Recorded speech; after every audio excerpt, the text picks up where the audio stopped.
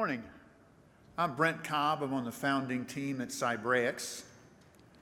We wanted to talk about Colonel Mustard. Good, I like that you're laughing. In the library with a candlestick. Seems like cybersecurity in the world that we live in today. The crime is already committed, and everyone sits around trying to figure out who did it and how. We need to change that approach. And the problem's actually getting worse because insider threats are everywhere, and nation states are starting to act against and have been acting against our interest, commercial and government. It's announced a couple weeks ago that Russia is going to spend $100 billion in their cyber programs. 100 as in billion, not million. So Cybraics, our company background from the founding teams at Terminus that was sold to Verizon for a couple of $2 billion, NetWitness and Invitas, CBI and Mindspring Data Tactics. We built the world's first artificial intelligence and advanced cyber analytics platform that we're operating as a service that we call Enlighten. So the innovations that we brought to the market is first a machine learning technique called unsupervised data learning that we've worked on with DARPA for the last 8 years. It takes significant amounts of data, IT, OT, and IoT data in raw form, and then we run analytics across that, and we're able to find adversaries without any a priori knowledge. But that's just unusual behavior. So we have then married an artificial intelligence engine, codenamed Janus, for the Roman god with 2 heads, one that looks in the past and one that looks in the future. It's going to be easier for me to do that if I had 2 heads. That artificial intelligence engine provides all the context that a company needs to take action against that adversary. And then the third innovation is that we are offering this as a fully managed service. So there's a significant number of data scientists and software developers and cyber team members that have built this platform that can be consumed on-premise or in the cloud. So why is Georgia on our mind? We have offices in a couple of cities, but the largest group is here in Atlanta. Significant amount of computer science and data science expertise from the schools here. As many of you know, a lot of the original cyber companies were funded and founded in Atlanta. And there's a number of service provider heritage that we have here, and because we provide this as a service. So we've taken a lot of individuals from these types of companies to build the service. Very simply, we pull all of the hay so the needles, in this case the adversaries, fall directly to the floor. We have a clue. We hope you'll be enlightened. Thank you.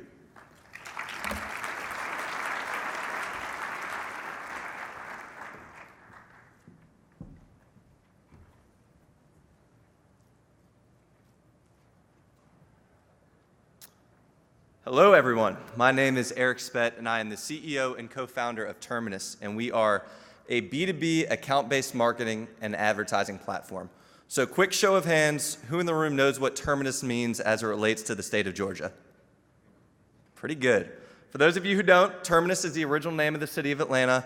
We're really proud to have it and to be headquartered here in Georgia and to be building one of Atlanta's next huge success stories. And so another fun fact, we're located in the Terminus building in Buckhead, so we've got Terminus on Terminus going on, which is also a lot of fun. So we are growing fast, and we're growing really fast because of our technology and our innovation. So last year, we were the fastest growing SaaS business, software as a service, in Atlanta, growing from $1 million in annual recurring revenue to more than $5 million in annual recurring revenue. And again, that is fueled by our innovation. Not only has our revenue been growing quickly, but in the last 14 months, we've hired more than 80 full-time Terminators, all headquartered here in Atlanta, and we're honored in 2016 to be awarded the #1 best place to work by the Atlanta Business Chronicle. And earlier this week, we were actually ranked in the top 3 workplaces by the Atlanta Journal-Constitution and #1 out of more than 2,000 businesses for employee appreciation. Over the next 24 months, we'll be continuing to add hundreds of more jobs, many of which will be headquartered right here in Atlanta. Now, why are we growing so fast? It's because we're doing something great and very innovative. So please don't close your eyes. But let's imagine for a second that you're selling to the marketing department at Georgia Pacific, which probably a lot of you in the room are or want to or have tried to in the past. And so typically what's happening is you've got your CRM. For those not familiar with B2B, it's where you've got all your contacts. You've got John, the marketing director, and Susan, the PR specialist. You're calling and emailing. Some are getting through, some are not. But ultimately, you don't have enough engagement within the organization to sell your product or service. And that's where our innovative technology helps. So with Terminus, we help you find every key decision maker and influencer in the marketing department or the C-suite or every VP. We surround them with digital ads everywhere that they're going online. And so what does this look like? It looks like your company's digital ad, digital billboard, going in front of every single person at the target accounts that you're trying to sell into. So next time your salesperson calls and emails, the entire team, not just the person, but the entire team at that company have been exposed to your brand. And so how are we doing that? We're doing that through a lot of complex technology that we've weaved together in a very simple and easy to use way. And so what we're doing is we're ingesting more than 200 million B2B data records in the form of cookies and mobile device IDs. We're plugging that into more than 50 different ad networks and exchanges, and that's how we're putting your ads in front of the key decision makers at target accounts across every popular website on the internet, sites like YouTube, eBay, TechCrunch, the Weather Channel, so on and so forth. So a lot of innovation, a lot of technology, a lot of growth going on. We are hiring across all roles in the company. We're hiring a CFO and a VP of marketing. Finally, for any marketers in the room, we also wrote the book on account-based marketing, which we have at our booth in the expo hall. So feel free to stop by. Thank you all so much.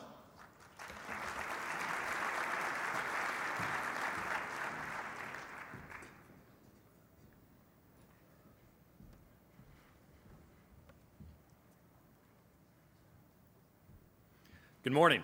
My name is Matt Anthony. I'm the Vice President of Marketing at Pindrop. Pindrop is attempting to solve a very unique problem. If you think about the way that you would rob a person or a bank or any place handling transactions, there's really three ways you would do it. First is you run in the front door, guns blazing. And as it turns out, that's a pretty low probability of success these days. And the reason why is because we've all put together these layers of security. We put in cameras, we put in vaults, we've got guards and the little button underneath the counter so you can warn the police to come. No one of those things is enough to stop the attack, but all of them together do. It's called layered security, and that's what all us InfoSec kind of companies do. And so that's closed the door on the physical attacks. Now, about 20 years ago, all of those institutions connected to the internet, and that created this new vector of attack. And again, we've added our layers. We've got our firewalls, we've got our SIM systems and endpoint and intrusion detection and so on. So we've locked down that channel. But the third channel is the call center. Now, this has always been neglected. It's hard to do volume there the way you might do in the other channels, and so that's a challenge. The fact is that the bad guys really didn't focus there until recently, and that's because everything else is shutting down on them. And so what we've seen is Pindrop's been measuring for about 4 years the level of incidents of attacks, and we now see that the number of attacks has gone from 1 in 3,000 calls into a financial institution call center to about 1 in 900 attacks. In addition, the folks over at the IT group have now measured and seen that of all attacks, no matter what channel they're in, whether they're online or so on, they find that 60% of those attacks had a phone call associated with them at some point in the attack process. So now the call center has become this critical choke point in the environment. So what's Pindrop doing about it? Well, our founder, Vijay Balasubramanian, was a graduate student at PhD when he invented a piece of technology called phone printing. Phone printing is this really cool, unique technology. It analyzes all the audio content of a phone call, not just our voice, but all those things that we all ignore, the background noise and so on that's created in the transmission of the call. And what he found is that he could actually very accurately predict the likelihood that the caller was who they claimed to be. So we went, aha, we can find bad guys. And in fact, we went in and started working with large financial institutions, and we were finding 80 to 90% of the inbound calls from attackers and flagging them. So our customers loved that, right? That immediately meant a reduction in their fraud losses.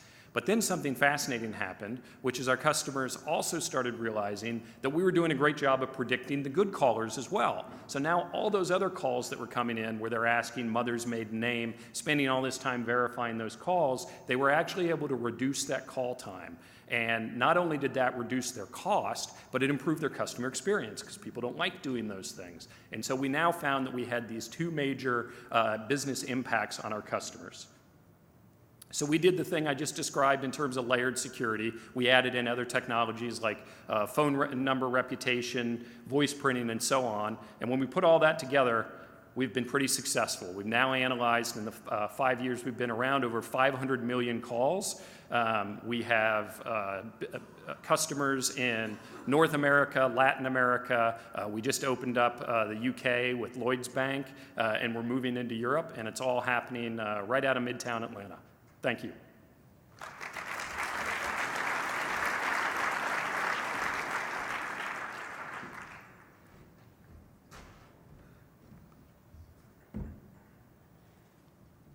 Hi. My name is Mark, and I'm with Roadie. And there we go. So I'm going to tell you about the disruptive technology that Roadie's doing, but first I'm going to tell you about a problem I had about 3 years ago. See, I have a place down in Florida, and I was replacing tile in the bathroom there. And what happened was the developers kind of screwed up the bathroom, and I was going to make it nicer and put tile. So I was going down there. It was a Thursday in February. It was tile day. So I'm heading down there. I get to Montgomery, Alabama, and I get a call, get back in the truck, and I get a call from Glenn, the tile guy. Now, he's from L.A., which is lower Alabama, and he doesn't talk probably like a lot of folks in this room. And the call literally went like this. He's like, "Hey, Mark, this is Glenn. That bull-nosed tile showed up broken as shit. Ain't gonna be here till overnight delivery, which is on Monday." First of all, it was Thursday, so overnight was actually Friday, but I was going to get nowhere with Glenn having this conversation. So I was like, "Where is this tile?" He said, "I think it's in Birmingham, about an hour and a half north of Montgomery." So I said, "Find out." Hung up the phone, and I'm sitting there at the overpass of I-65 in Montgomery, Alabama. Look left, and I see all these cars going south. I look right, and I see all these cars going north. And I think to myself, there's bound to be somebody leaving Birmingham right now heading to Montgomery. And if I just knew who they were, surely they'd throw a box of tile in their trunk. I give them $20. They're coming this way anyway. Probably someone going all the way down the beach, and I can be 3 Coronas in by the time they get there. And that's when it hit me that there is this unbelievable transportation heat map, almost a natural resource that exists, which is all the places all of us go all the time. Nearly 250 million people that hit the road every day with 4 billion cubic feet of excess capacity going in town and out of town. And that's why we created Roadie, the first on-the-way delivery network. No matter what you need to send, and you have things that you send, and you have things that you don't send because you don't know how to send them, someone's already heading in that direction. So a lot of this is around the innovation of logistics, and logistics always evolves towards maximum efficiency. So how does it work today? It works like UPS and FedEx have hub and spoke model. And all that means it requires 2 things to work. One is delivery density. How many houses are in your neighborhood? And utilization. How much crap can you put on one truck? And second is on demand. So Uber, Lyft, Caviar, Postmates, everybody out there that's trying to come up with an app to deliver something. But they all have one thing in common. Everybody's used Uber. What happens? You push that button, and someone's coming somewhere that they weren't already going to pick you up. And then they take you somewhere else that they also were not already going, which is great. I love it. You love it. We all love it. But fundamentally different than point-to-point or Roadie, which is someone in your general vicinity is heading in the same direction that your stuff just happens to need a lift. And over time and with scale, that efficiency sucks a lot of cost out of the equation. So what's pretty cool is behind all these stories of people moving around. What happened here? Can we go back?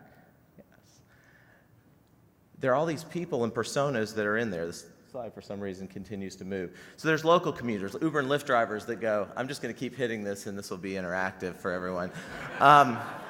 Local commuters, Uber and Lyft drivers that are constantly going back and forth around town picking up roadie gigs because they make more money. You've got regional road trippers who might be college students or traveling salespeople that move from town to town to get extra money to pay for gas.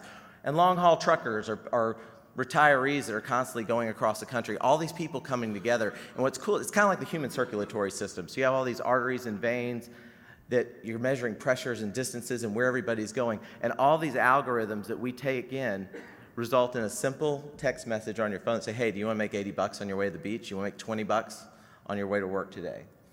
So we've been creating all these sustainable shipping lanes that is fundamentally changing the way people move things. And Atlanta is known as a logistics hub, as Eric said. Used to be called Terminus. It's where the Trans-American Railway started, sort of mile one for logistics in America. And now us and people like Delta, who we help use this sort of technology to deliver bags for, and UPS, are building the next wave of transportative technology in Atlanta. Thank you guys for having me.